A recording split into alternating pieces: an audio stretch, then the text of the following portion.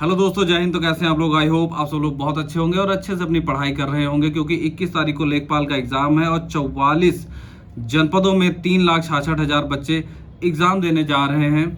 इस वीडियो में बात करेंगे कि लगभग कितना सेफ स्कोर रहेगा आपके लिए अटेम्प्ट करने का, क्योंकि इसमें 1/4 की नेगेटिव मार्किंग है। लेकिन उससे पहले मैं बात करना चाहूँगा देश में ऐसी गतिविधियों के बारे में जो कि आप लोग अवगत होंगे, जैसे कि नीट पेपर का एग्जाम लीक होना, यूपीएसआई की हाई कट ऑफ जाना और आरओ पर स्टे लग जाना, नियुक्ति पत्र बांटते वक्त भी स्टे लग जाना। दोस्तों, ये सब ऐसी विसंगतियां हैं जो कि हमको एज एन एस्पिरेंट या फिर बेरोजगार जो बच्चा है उसके मन में कैसी भ्रांतियां, या फिर वो जब रियलिटी देख रहा होता है एग्जाम के तौर पर कि कैसे एग्जाम लीक हो जाता है इतने बड़े पैमाने पर। नीट जैसी परीक्षा दोस्तों, इतने बड़े मतलब प्रतिष्ठित एग्जाम है, बच्चे एमबीबीएस करके डॉक्टर बनते हैं, लेकिन कैसे उसका पेपर लीक किया जाता है। और आज ही खबर आई सुबह सुबह कि 2019 से लगातार पेपर लीक हो रहा था। ठीक है, लातूर के एक, महाराष्ट्र में लातूर है, वहां पर एक कोई कोचिंग संस्थान के संस्थापक हैं जिनका नाम सामने आ रहा है और 2019 से वो पेपर लीक में सम्मिलित हैं। सोचिए, इतना बड़ा एग्जाम एनटीए द्वारा कराया जाता है और ऐसे पेपर लीक के मामले सामने आते हैं। कितनी दुखद घटना है। अब बात करते हैं यूपीएसआई के बारे में। यूपीएसआई में दोस्तों 400 में से 370 नंबर, मतलब 369 समथिंग पॉइंट है, लेकिन 370 मान के चलिए, 90 to 93% नंबर, जबकि अभी डीवीपीएसटी बाकी है।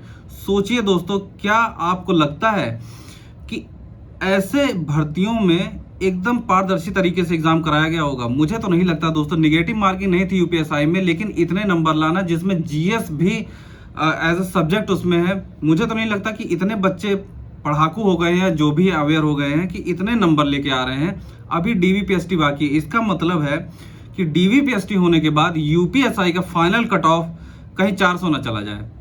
कितने दुर्भाग्य की बात है दोस्तों। जो पढ़ने लिखने वाले विद्यार्थी हैं वो पीछे रह जाते हैं, उनका कहीं पे नाम नहीं आता और वो कोसते रहते हैं खुद को। सामाजिक बहिष्कार होता है उनका, लोग मखौल उड़ाते हैं, उनका मजाक उड़ाते हैं। और जो बच्चे 25 लाख 30 लाख रुपए दे के पेपर खरीद लेते हैं बिफोर एग्जाम, वो लोग डॉक्टर बन जाते हैं, इंजीनियर बन जाते हैं, वो लोग एमबीबीएस करके डॉक्टर बन जाते हैं दोस्तों। तो ये विडंबना है हमारे देश की कि ऐसे एग्जाम कराया जाता है हमारे देश में। लॉ कानून सब कुछ है। 2025 में भी एंटी पेपर लीक आया हुआ है, कानून आया हुआ है, एक्ट आया हुआ है, लेकिन उसका कोई भी आधार नहीं, कोई बेस नहीं, कोई पकड़ा नहीं जाता, कोई माफिया पकड़ा नहीं जाता, उसके ऊपर कोई चार्जेस नहीं लगते हैं, कोई कठिन चार्जेस नहीं लगते हैं, जिसकी वजह से खुलेआम धांधली और ये सब चीजें हम लोग के सामने आती हैं। और एक आम बच्चा जो मेहनत करके आगे बढ़ना चाहता है वो आगे नहीं बढ़ पाता है। तो ये बहुत ही विडंबना है। आरओ में भी गड़बड़ियां पाई गई हैं, कोर्ट ने स्टे लगा दिया उसमें। नियुक्ति पत्र, आपको पता है रिजल्ट आ गया, लेकिन नियुक्ति पत्र बांटते बांटते उसमें स्टे लग गया। आप सोचिए दोस्तों, जब ऐसा कुछ होता है ये बच्चे कहाँ जाएंगे? ये बच्चे उसी साइकिल का हिस्सा बनेंगे। आपको क्या लगता है, लोग डीवी स्किप क्यों नहीं करते, डॉक्यूमेंट वेरिफिकेशन स्किप क्यों नहीं करते, या कोई भी एग्जाम क्यों नहीं छोड़ना चाहते हैं? इसी वजह से ये साइकिल लगातार चलती रहती है। रिजल्ट का सही समय पे ना आना, धांधली होना, बच्चों में आत्मविश्वास की कमी होना और आयोग पर उनका बिल्कुल भी भरोसा नहीं रहना, ये सब कारण होता है कि वो लगातार एग्जाम देते रहते हैं कि पता नहीं है कि कितनी कट ऑफ चली जाए और क्या मेरा सिलेक्शन होगा। इतने अच्छे नंबर लाने के बावजूद भी यूपीएसआई में बच्चा जो कि सोच रहा था 330, 340 या 320 तक भी आ जाएगा तो मेरा हो जाएगा, नहीं दोस्तों, वो इस वक्त रो रहे हैं बच्चे। नीट वाले बच्चे रो रहे हैं। ठीक है, आरओ वाले बच्चों का क्या गुनाह था जो है। ये सब चीजें दर्शाती हैं कि कितना विफल है आयोग, सरकार। और मैं क्या बताऊं, जितने भी बेरोजगार है ऐसे ही कमी है। लेकिन गुस्सा आती है तो इससे मुझे लगा कि आप लोगों के साथ ये डिस्कशन करना चाहिए, क्योंकि लेखपाल का एग्जाम भी आ रहा है। और आपको पता होगा दोस्तों, जब 2022 में इसका एग्जाम हुआ था लेखपाल का, उस वक्त भी कई प्रयागराज में एक लड़की पकड़ी गई थी, उसका रिजल्ट तक आ जाता है। वो पकड़ी गई, लिटरली उसको देखा गया कि हाँ, उसका सामने नाम आया कि वो सम्मिलित है नकल करते हुए या जो भी है, लेकिन उसका रिजल्ट आ जाता है, बाद में उसको निष्कासित कर दिया जाता है। लेकिन सोचिए दोस्तों, कैसे सुनियोजित ढंग से पेपर को लीक कराया जाता है। और सब भर्तियों में मुझे तो ऐसा लगता है कि 95% भर्तियों में भारत के पेपर लीक ऑलमोस्ट हो जाता है। ठीक है, यूपीएसआई की मैं बात करूं, 2000 जब लास्ट जो भर्ती हुई थी उसमें 200 एफआईआर हुई थी, 200 बच्चे पकड़े गए थे। उन्होंने कबूला भी था कि 10-10 लाख में हम लोगों ने खरीदा था, लेकिन आयोग ने नहीं माना और रिजल्ट जारी कर दिया। ये सारी विसंगतियां दर्शाती हैं कि आप चाहे जो भी टारगेट लेके चल रहे हो, कोई भी सेफ नहीं है। ठीक है, तो सेफ टारगेट के नाम पे तो मैं आपको बता दूं कि मेरा आग्रह यही रहेगा, सेफ टारगेट तभी हो सकता है जब आयोग, माननीय योगी आदित्यनाथ जी और मोदी जी, खैर मोदी जी तो इटली गए हैं मेलोनी जी से मिलने और 5 देशों की अंतर्राष्ट्रीय विजिट पर गए हुए हैं वो, तो खैर उनकी बात नहीं करते हैं। योगी जी से और माननीय आयोग से दरख्वास्त करते हैं कि प्लीज़ आपने 75 जनपद पर नहीं 44 जनपदों पर ये एग्ज़ाम आप कंडक्ट कराने जा रहे हैं लेखपाल का, तो इसमें आप बिल्कुल भी सिक्योरिटी टाइट रखना, बच्चों के साथ खिलवाड़ करने की कोशिश मत कीजिए। आप लोग, चुनाव नज़दीक है, बहुत ही बुरा प्रभाव पड़ सकता है आप लोगों के ऊपर। सो प्लीज़ आप लोग अच्छे से एग्ज़ाम कराइए ताकि जितने भी बेरोज़गार बच्चे हैं उनका ही सिलेक्शन हो और टाइमली रिजल्ट देने की कोशिश कीजिए, क्योंकि वही बच्चे रिपीट करेंगे। अब इस एग्ज़ाम में एजीटीए वाले भी आएंगे, वीपीओ वाले भी आएंगे, 5512 वाले भी आएंगे, 1262 वाले भी आएंगे, सारे बच्चे इसमें सम्मिलित होंगे। रिजल्ट एजीटीए वालों का, वीपीओ वालों का आया नहीं है, आरओ का आया था तो वो स्टे लग गया है, तो ये सारे बच्चे कहाँ जाएंगे? ये सारे बच्चे ही इसी में घुसेंगे अब। ठीक है, तो ये एक तो रीज़न है कंपटीशन का, लेकिन जो लीक होने के बाद कंपटीशन बढ़ता है वो बच्चों को नागवार गुजरता है और इससे बच्चों के भविष्य पर बहुत ज़्यादा असर पड़ता है। लोगों की जवानी खराब हो जाती है, शादी ब्याह नहीं होता है, परिवार जो है बहुत ही ज़्यादा पीछे चला जाता है, गर्त में चला जाता है भविष्य।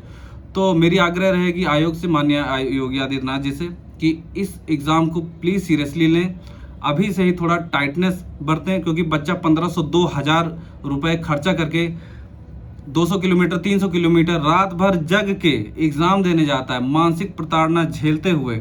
ऊपर से ये सब जब चीज़ें सामने आती हैं तो बहुत ही बुरा लगता है और इसका प्रभाव देखने को ज़रूर मिल सकता है फ्यूचर में।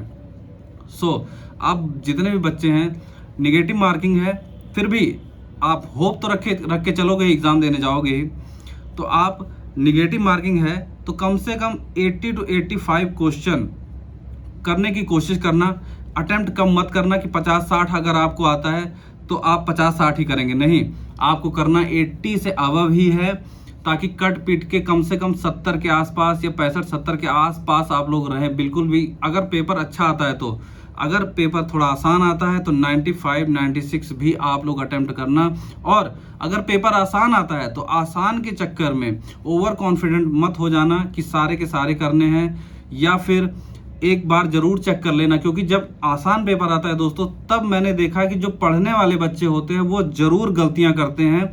ओवर कॉन्फिडेंट के चक्कर में एक बार में ही टिक लगाते हैं, दोबारा उसको देखने की कोशिश नहीं करते हैं और वो क्वेश्चन गलत हो जाता है। तो आप बिल्कुल भी ऐसी गलती मत करना। ओवर कॉन्फिडेंट बिगाड़ सकती है आपको, 5 से 6 नंबर कम कर सकती है आपका, तो इस चीज़ का ध्यान रखना।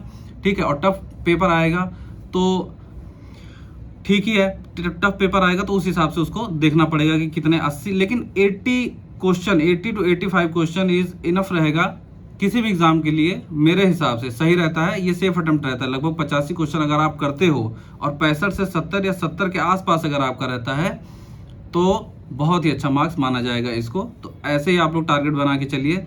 आप लोग का सेंटर कहाँ गया, आपकी तैयारी कैसी है, कमेंट बॉक्स में आप लोग अपना राय सुझाव, जो भी आपकी व्यक्तिगत टिप्पणी है वो आप लोग कर सकते हो।